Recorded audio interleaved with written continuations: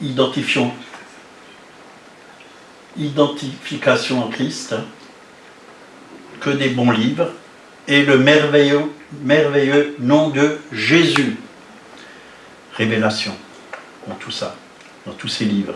L'Église a besoin de retrouver vraiment la justice, la puissance du nom de Jésus, le véritable amour. C'est un nouveau genre d'amour. Jésus il est venu apporter vraiment un nouveau genre d'amour. Son commandement, je vous donne un commandement nouveau, aimez-vous les uns les autres comme je vous ai aimé. Vous savez, l'amour guérit. L'amour nous rend victorieux sur le diable, surtout d'ailleurs. C'est la plus grande des forces. On a besoin vraiment de recevoir cet amour, mais aussi de le communiquer autour de nous. C'est puissant. L'amour, c'est puissant. L'amour de Dieu, l'amour du Père. Voilà. Et donc, je me suis inspiré un peu de ce livre pour le message. Merveilleux nom de Jésus. Moi, quand je commence un livre comme ça, en 3-4 heures, il est dévoré. Vous voyez, ça va très vite. Quand on a faim, on a faim.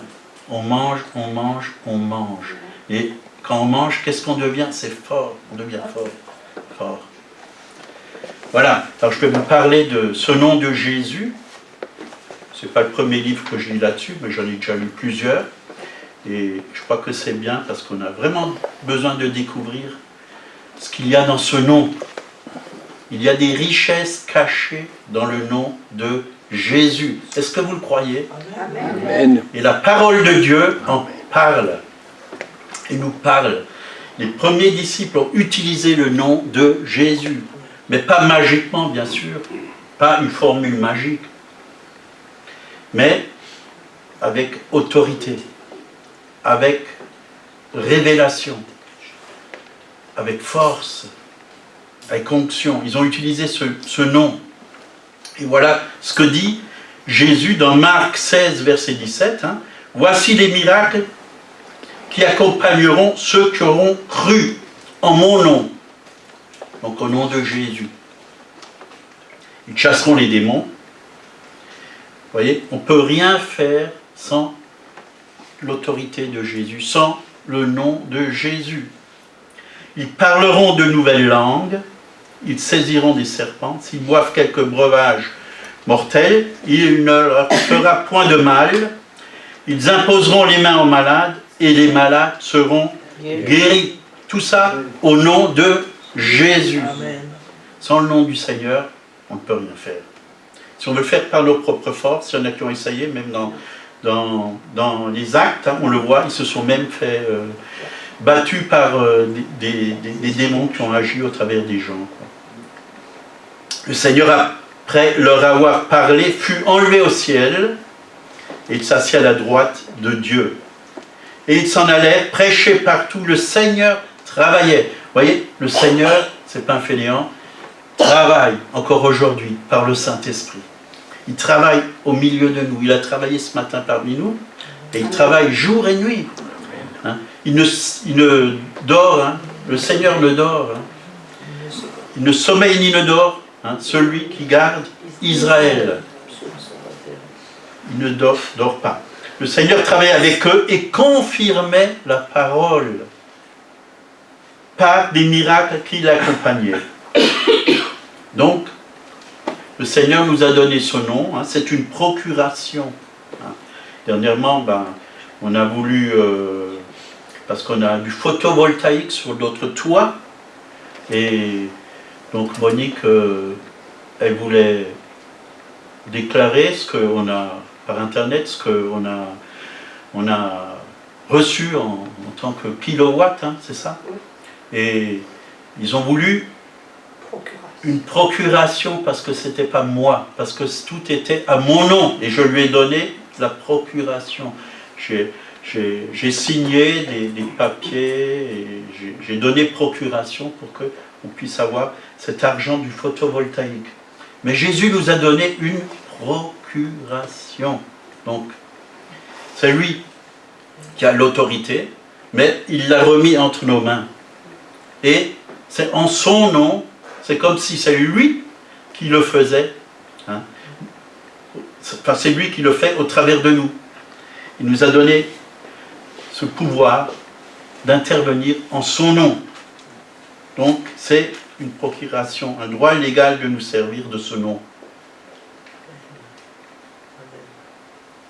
Et là, il nous a dit dans Jean 16, 23 et 24, en vérité, je vous le dis. Donc, quand le Seigneur dit en vérité, c'est que c'est une très grande vérité. Puisqu'il répète 2 fois la même chose, c'est pour qu'on entende bien. Je vous le dis, c'est lui qui nous le dit, c'est pas moi.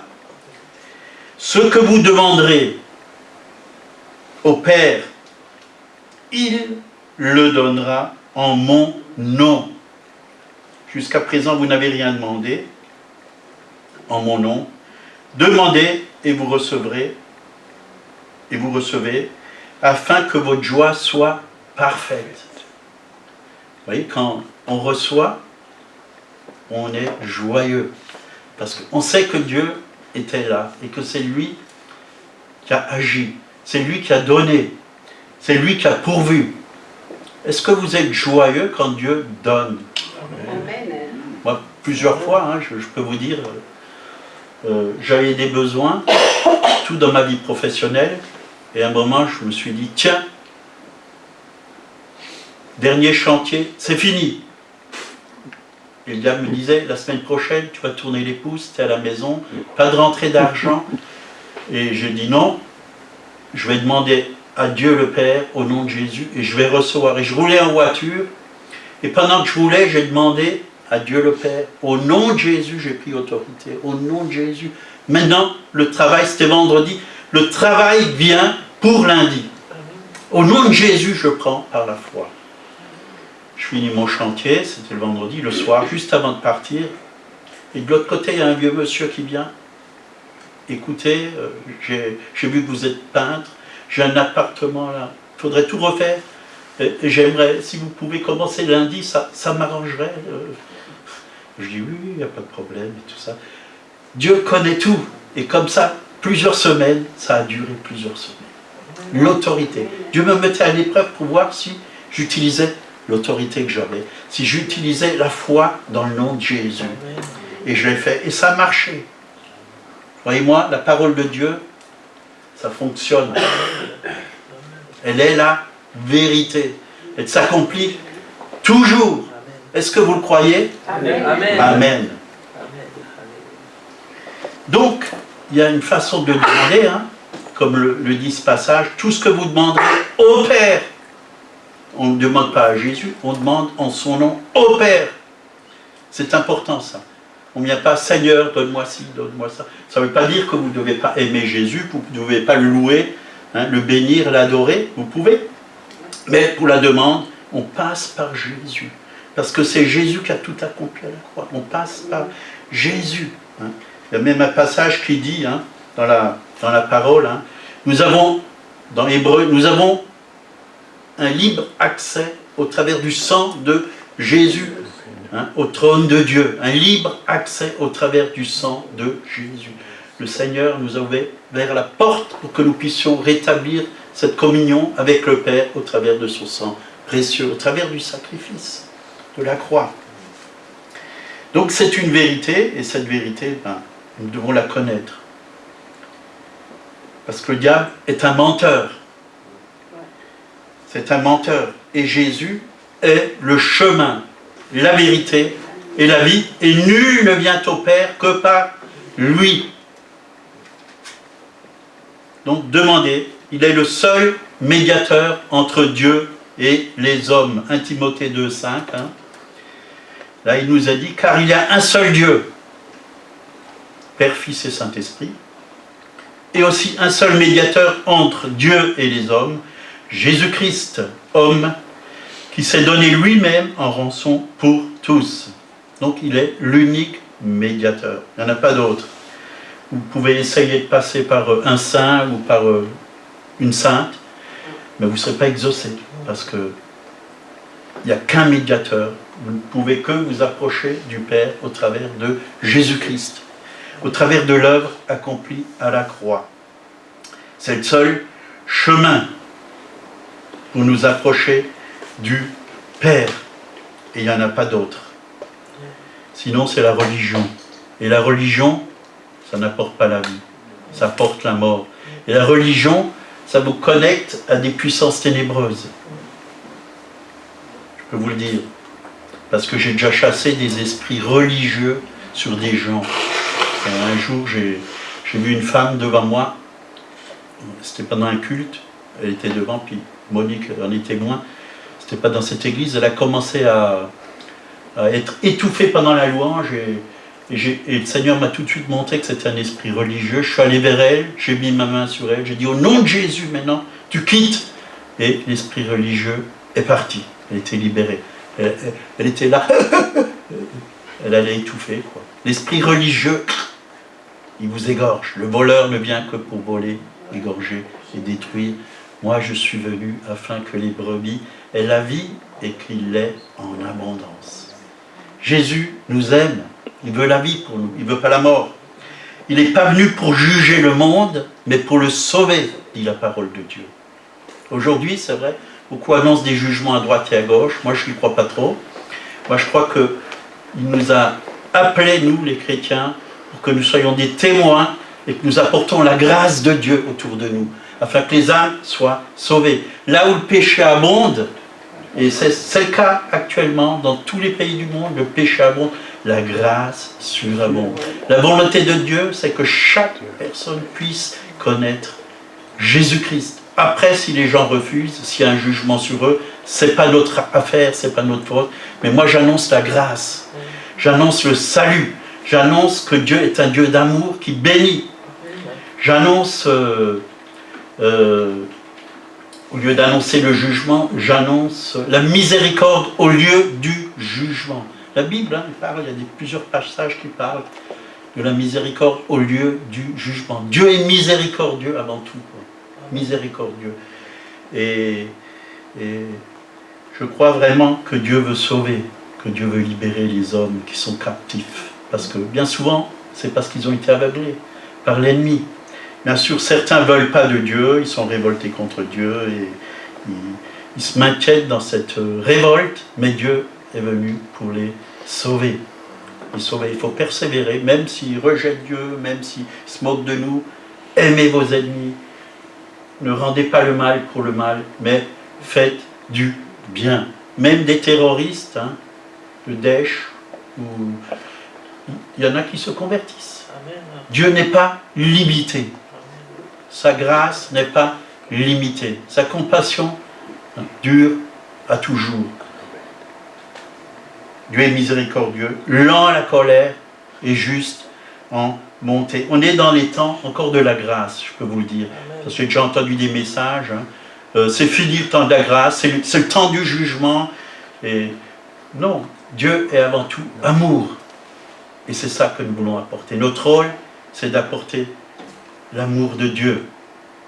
L'amour de Dieu. C'est très important que nous puissions apporter l'amour de Dieu. Aimez vos ennemis. Vous voyez, l'apôtre Jean, et il y en avait deux qui voulaient faire descendre le feu du ciel. Hein, parce que les gens...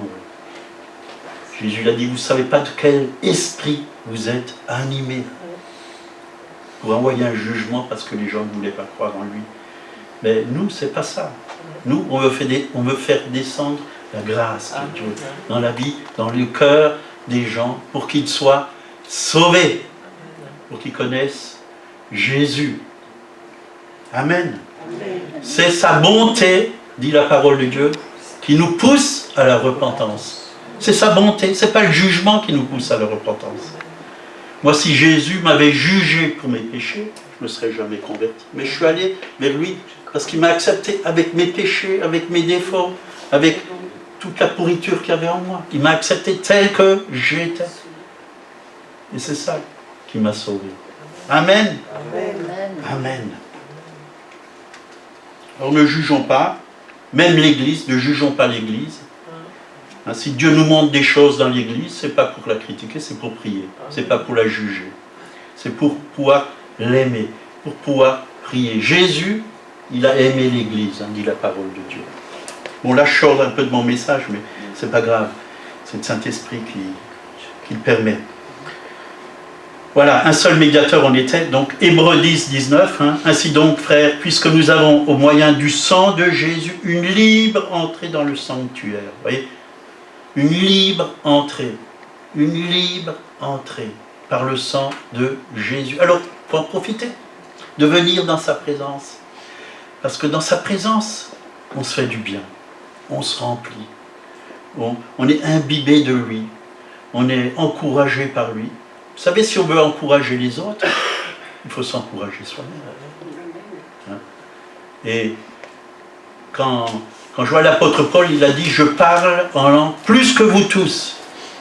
Et pourquoi il parlait en langue plus que tout le monde?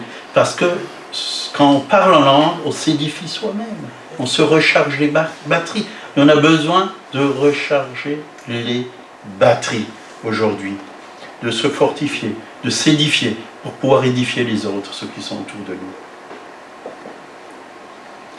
Donc, Philippiens 2, 9 à 11, c'est pourquoi Dieu l'a souverainement élevé, donc Jésus, et lui a donné le nom qui est au-dessus de tout nom, afin qu'au nom de Jésus, tout genou fléchisse dans les cieux, sur la terre et sous la terre.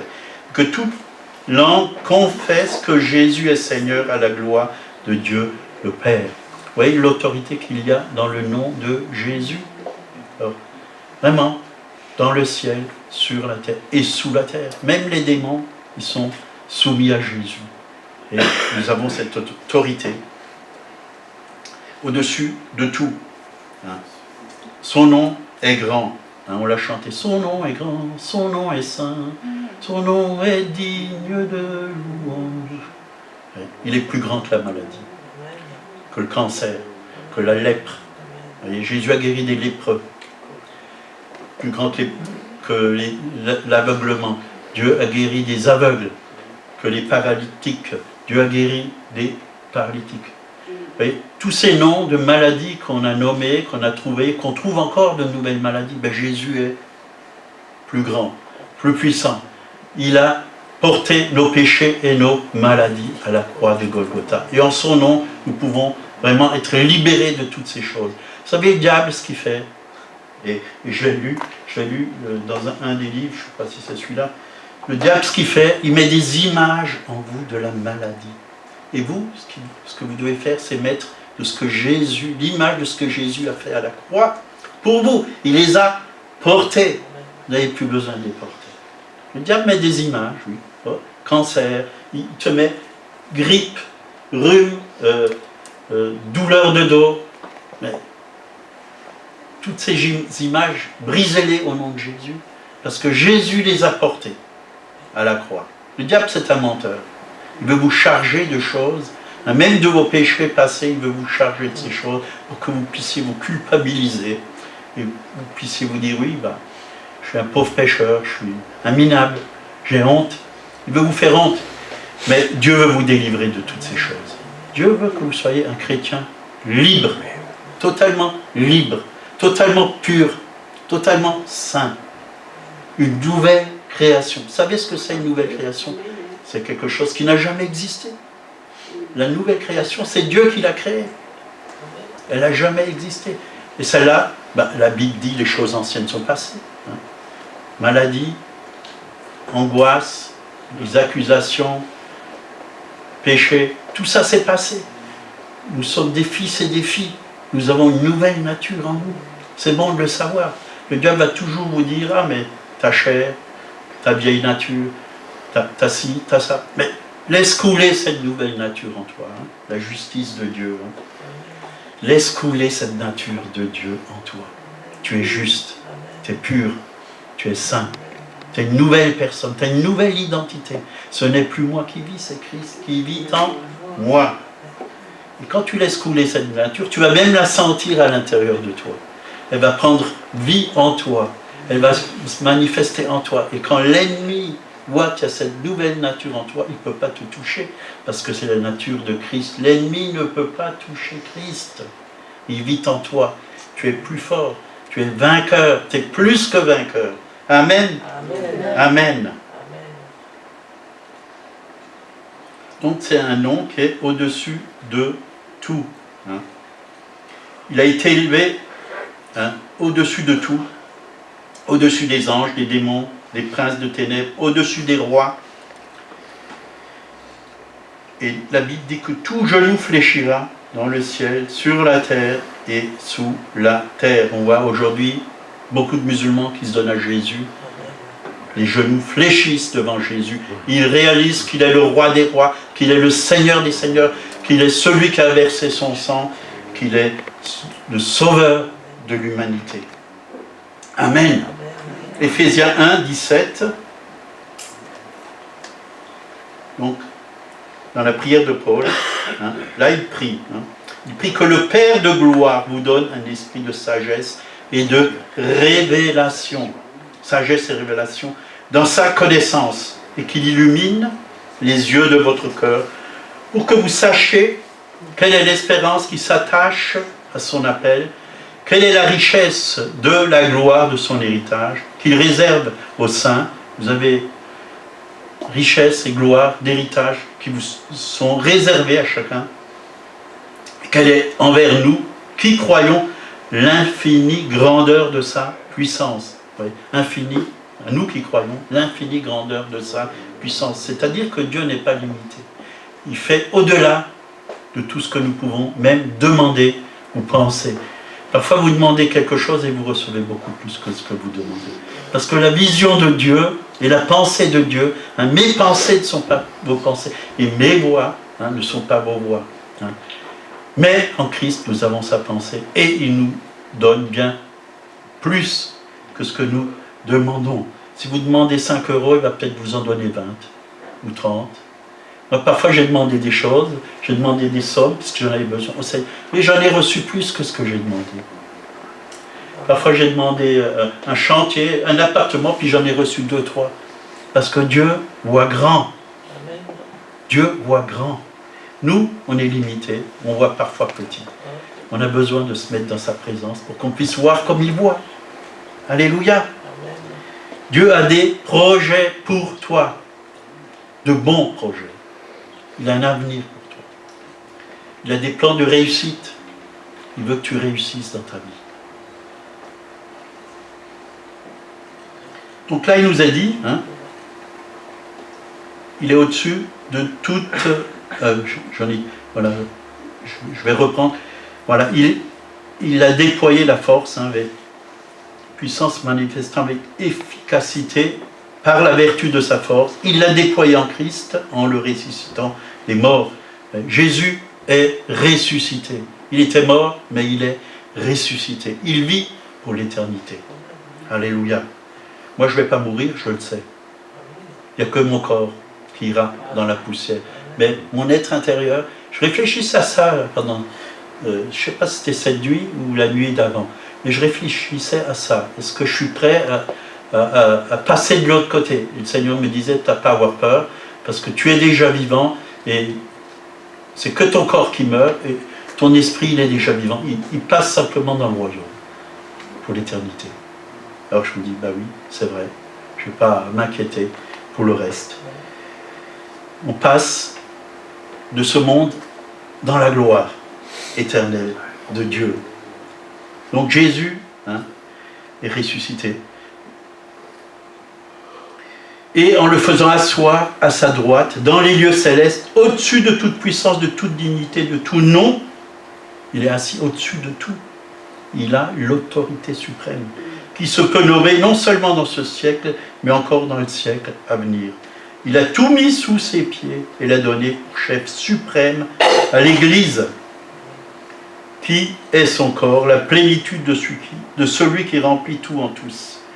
Et l'Église a reçu vraiment la plénitude en Jésus-Christ.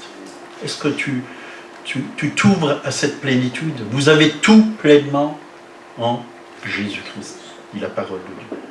Tout pleinement en lui. Tout pleinement. On n'a pas besoin d'aller ailleurs chercher.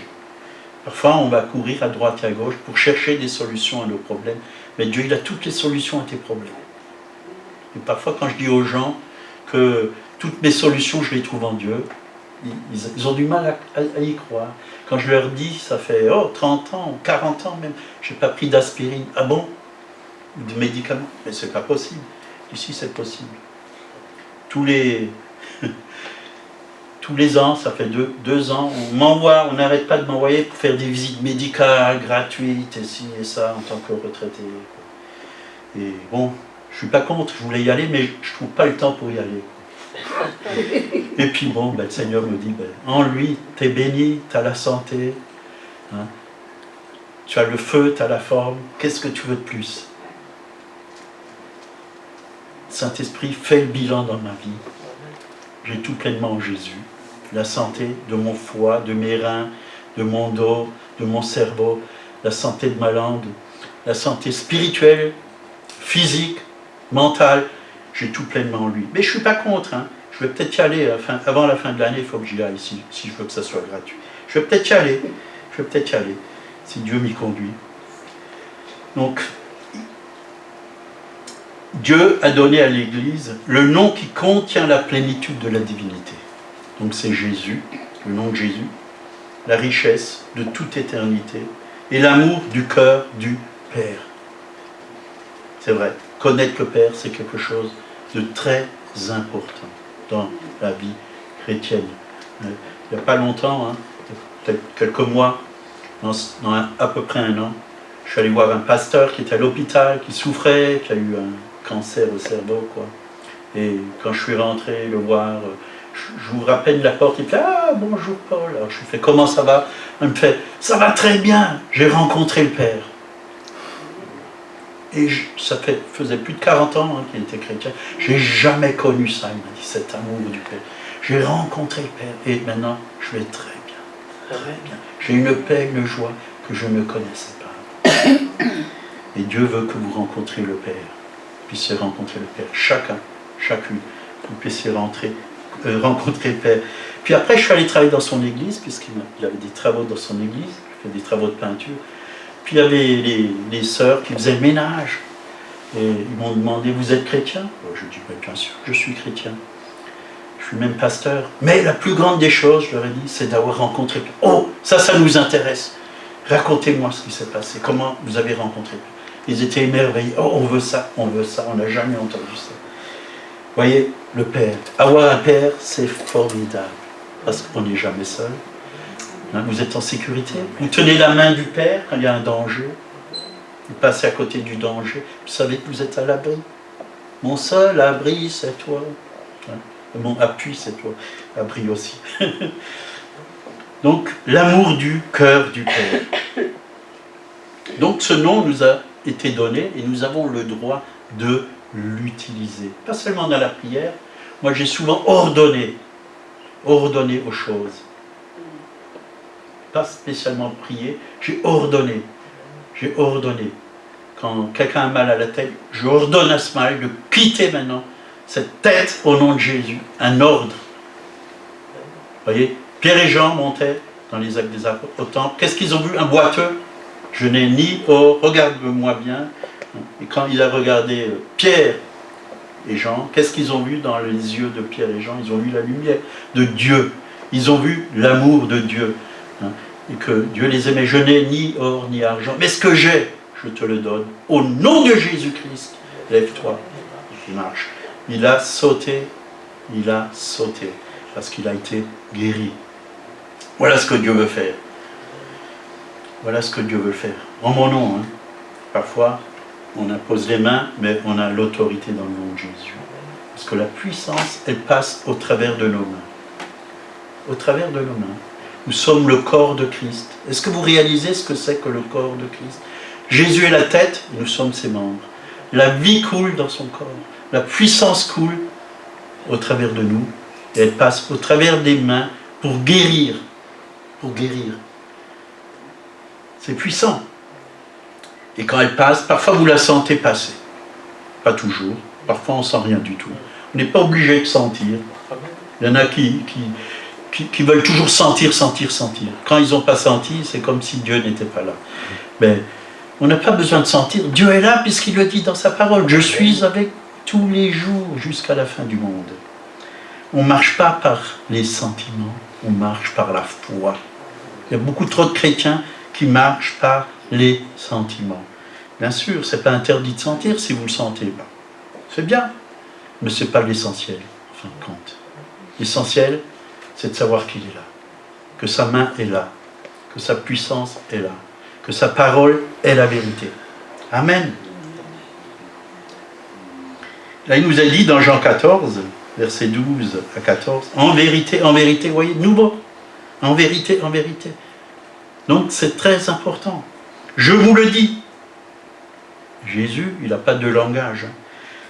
Celui qui croit en moi fera aussi les œuvres que je fais, et il en fera de plus grandes. Est-ce que vous croyez ça? Parce que je m'en vais au Père, et tout ce que vous demanderez en mon nom, je le ferai, afin que le Père soit glorifié dans le Fils. Si vous demandez quelque chose en mon nom, je le ferai. Je le ferai. Simplement, quand tu fais quand tu demandes, il faut simplement que tu crois que Dieu l'a fait. Il ne va pas te dire « attends », comme certains prêchent, « attends », ou « demain », ou « après-demain », ou « t'es pas prêt ». Il ne va pas te dire ça, le Seigneur. Il va dire « je l'ai fait ». Et au moment voulu, tu le verras. Ça peut durer quelques jours, mais il l'a déjà fait au moment où tu lui as demandé. Moi, quand j'ai demandé une épouse, je sais que Dieu l'avait fait, et je l'ai pris. Demandez, vous voyez, c'est cette parole que Dieu m'avait donnée. Demandez, croyez que vous l'avez reçue. Seigneur, je t'ai demandé, je crois que je l'ai reçu, et vous le verrez s'accomplir. Quand? C'est lui qui décide. Mais il y a le temps. Quand lui le fait, et un jour, c'est fait, c'est venu, c'est ouvert, les portes sont ouvertes, il a placé sur mon chemin. C'est tout simple, la foi. C'est Dieu qui fait, en son temps. Mais c'est quand tu demandes que tu reçois. Quand tu demandes, tu reçois. Si tu te dis 2 jours après, ah mais j'ai pas reçu, donc tu annules ta prière. Tu es en train d'annuler ta prière. Quand tu demandes, croyez que vous l'avez reçu. Tu t'attends. Tu n'as pas besoin de demander 10 fois. Hein. Dieu n'est pas sourd. Hein. Tu n'as pas besoin de te répéter chez le Seigneur, chez le Père. Demande une fois, ça suffit. Tu crois que tu l'as reçu et tu le verras s'accomplir. On n'est pas des mendiants. Hein. Seigneur, donne-moi, Seigneur, donne-moi, Seigneur, donne-moi. Tous les jours, Seigneur, donne-moi un mari. Mais il va te dire, tu m'as demandé, je t'ai donné, tu n'as pas cru. Ben voilà. Tu n'as rien. Tu repars les mains vides. Mais Dieu ne veut pas que tu partes les mains vides. Il veut que ta foi soit basée sur la parole de Dieu. Demandez, croyez que vous l'avez reçu et vous le verrez s'accomplir. Amen, c'est dans Marc, l'évangile de Marc.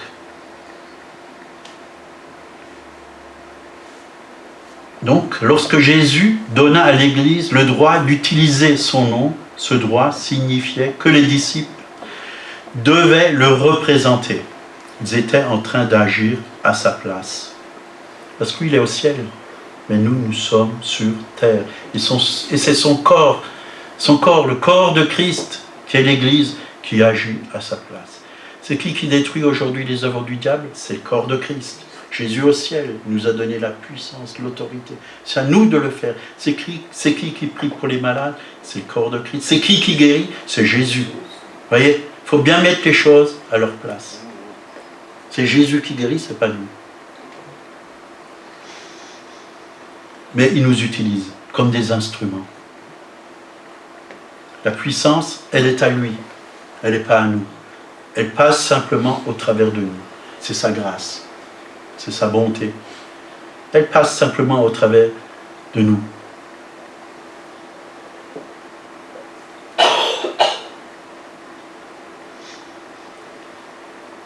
Quand nous prions au nom de Jésus, nous sommes en train d'utiliser son nom, en train d'utiliser son autorité, afin d'accomplir sa volonté sur la terre. Amen. Amen.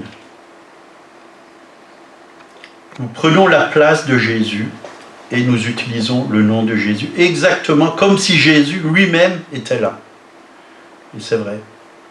Un jour, il y a 2 chiens, j'étais prié dans un champ, j'ai écrit dans mon livre, et j'étais à genoux, c'était un champ de blé, j'étais à genoux en train de prier, priais. Puis du coup, j'entends des bruits, j'ouvre les yeux, qu'est-ce que je vois? 2 grands bergers allemands courir droit vers moi. Je me suis levé, j'ai fait « Jésus !» Ils ont fait demi-tour et ils sont partis. Il y a l'autorité dans le nom de Jésus. Je ne sais pas ce qu'ils ont vu, mais moi, là, j'ai ressenti quelque chose. On ne ressent pas toujours quelque chose. Mais là, j'ai ressenti comme s'il y avait des anges là autour de moi.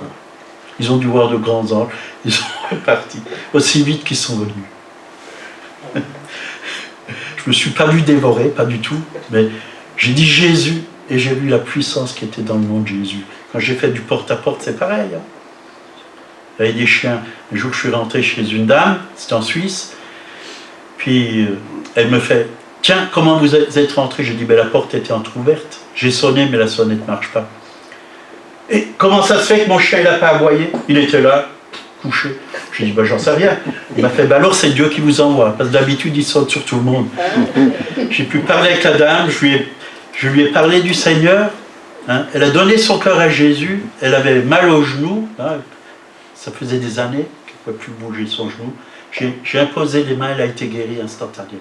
Elle a dit, c'est vraiment Dieu qui vous a envoyé. Je dis, n'attachez pas le chien, c'est bon, il ne fera rien. Et il n'a rien fait. Amen.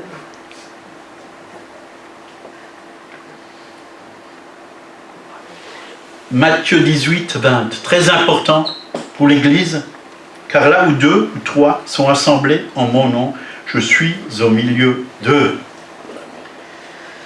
Vous voyez, je suis au milieu d'eux. Et là, il nous a dit assemblés, hein. Pas simplement venir comme ça, 2 ou 3, mais unis, unis en esprit, unis dans la pensée. Tout ce qu'on fait, c'est pour sa gloire, pour son nom. Ils étaient un seul cœur, une seule âme. C'est là où Dieu agit, exauce, fait des merveilles, assemblés. Hein. Nous sommes comme des pierres emboîtées l'un à l'autre. C'est comme ça qu'on construit une maison. Quand on emboîte les pierres, nous sommes les pierres vivantes du Seigneur, sa maison spirituelle. Et c'est là que Dieu peut vraiment se manifester. Assemblés, unis. L'église, ce n'est pas un tas de pierres qui n'a pas de forme. Là, souvent, on voit l'église comme ça, un tas de pierres. Ça peut être au début, oui, la construction d'une église. Il faut d'abord les fondements. Puis les pierres sont là, elles ne sont pas encore mises en place. Mais Dieu, il est en train de mettre les pierres en place dans ce lieu-là. Dieu est en train de les mettre, il les emboîte. L'un, l'autre.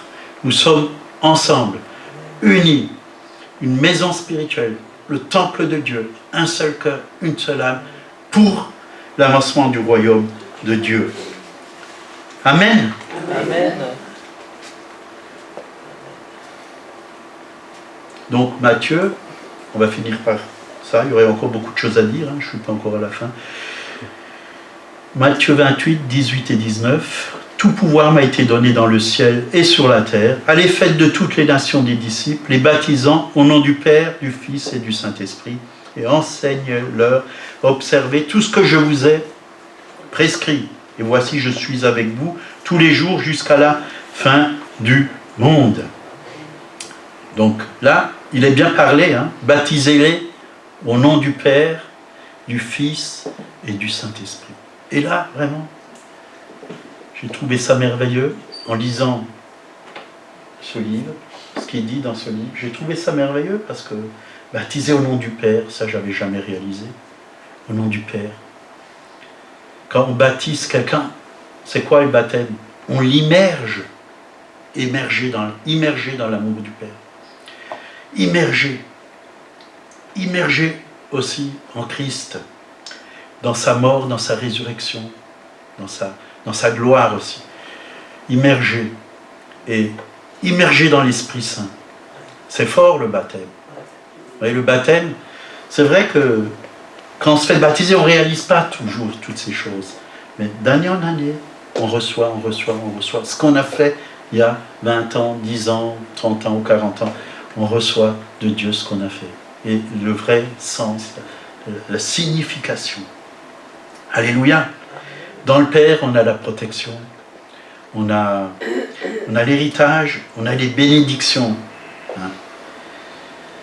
Et en Christ, on est héritier, co-héritier, hein, avec Christ, de toute l'œuvre accomplie à la croix. Quoi. Amen. Il a tout accompli pour chacun d'entre nous. C'est formidable. Et dans l'esprit, ben on a les dons spirituels. On a le baptême, on a les dons spirituels. Et en parlant des dons spirituels, ça commence par le parler en langue. Celui qui n'est pas fidèle dans le parler en langue, c'est la porte qui ouvre tous les autres dons, quoi. Parce que c'est par l'esprit. Quand on parle en langue, on parle à Dieu. Et c'est par l'esprit qu'on reçoit tous les autres dons. Moi, j'ai réalisé ça il y a quelque temps. Plus je parlais en langue, plus je pouvais manifester le don de prophétie et d'autres dons dans ma vie. Mais si je ne suis pas déjà fidèle avec ce don que Dieu m'a donné, si je l'enterre, ben, ça ne va pas se développer le reste. Et il y a des gens qui vont vous dire, oh, le parler en langue, c'est pas important, c'est le plus petit don. Mais il faut déjà être fidèle dans les petites choses. Si Dieu vous a donné le parler en langue, parlez en langue. Et parlez beaucoup en langue. Parce que l'apôtre Paul a dit, je parle en langue plus que vous tous. Et vous voyez la vie de Paul, tout ce qu'il a accompli au nom de Jésus, beaucoup de choses. Il a eu beaucoup de révélations. Moi, quand je parle en langue, ben, je reçois des révélations. Quand je parle en langue, je reçois des paroles de connaissance. Quand je parle en langue, je reçois des paroles prophétiques. Quand je parle en langue, Dieu me révèle des choses sur des personnes. Important de parler en langue. Ça ouvre les dons, ça ouvre la porte à tous les dons. Il y a un très bon livre là-dessus, qui est sur Internet. Je n'ai plus le titre là, mais je peux vous le donner. J'ai lu ce livre il y a quelques années, ben, ça m'a transformé. J'ai dit, c'est vrai, Seigneur. C'est la réalité, c'est la vérité.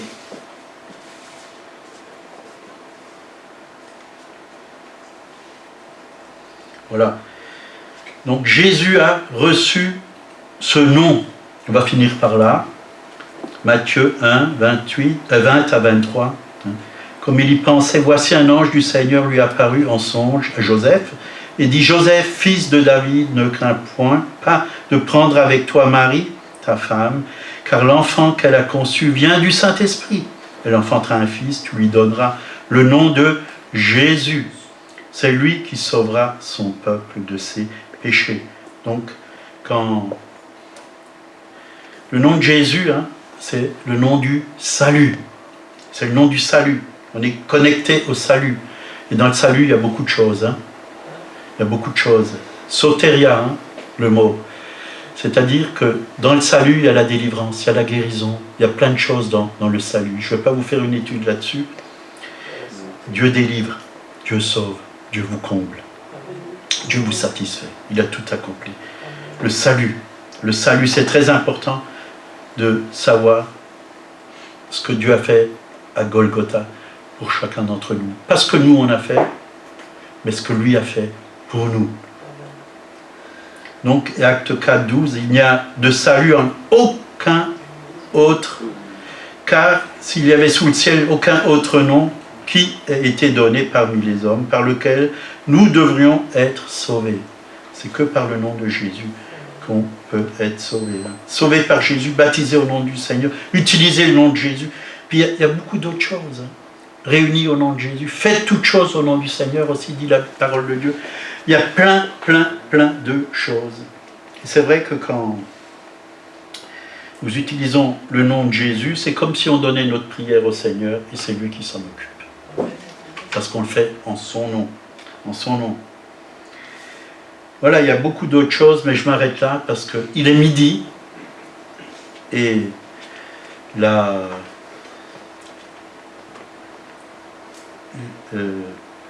tourte est dans le four. Et il ne faut pas qu'elle crame. Non, elle ne cramera pas, je blague, c'est pas vrai. Ou le poulet, vous avez mis votre poulet au four, il est en train de fumer. Je rigole. Seigneur, on va prier, on va se lever. Levez les mains vers le ciel. Et on va ordonner ce matin, au nom de Jésus, que toutes les maladies quittent vos corps. Si vous êtes malade, donnez-les. Jésus les a déjà portés à la croix. On va donner des ordres ce matin. On va demander aux maladies de quitter vos corps, aux angoisses de quitter, aux peurs de quitter vos corps, aux esprits méchants de quitter vos corps. On va demander vraiment au Seigneur de vous remplir de son Esprit Saint, de joie, de paix, d'amour. Seigneur, merci parce que ton nom est au-dessus de tous les noms. C'est le nom que tu nous as donné, Seigneur. C'est une procuration que nous avons reçue d'utiliser ton nom. Et s'il y a des malades parmi nous, j'ordonne au nom de Jésus qu'ils soient maintenant guéris. J'appelle la guérison sur eux, la délivrance s'il y a des gens qui sont liés par l'ennemi. Au nom de Jésus. Oui, merci Seigneur. S'il y a des gens culpabilisés maintenant, au nom de Jésus, que cette culpabilité les quitte. Si tu as des craintes, des angoisses, quittez les corps au nom de Jésus. Quittez les cœurs au nom de Jésus. Merci Seigneur, parce que tu agis ce matin parmi nous. Tu remplis maintenant chacun et chacune du Saint-Esprit. Merci Saint-Esprit de descendre, oui, de venir dans ce lieu, oui, que tu remplisses, oui, le corps qui est l'Église, tu remplisses le corps de Christ, oui, parce que c'est ton temple. Tu le remplis du Saint-Esprit, tu le remplis de ta gloire.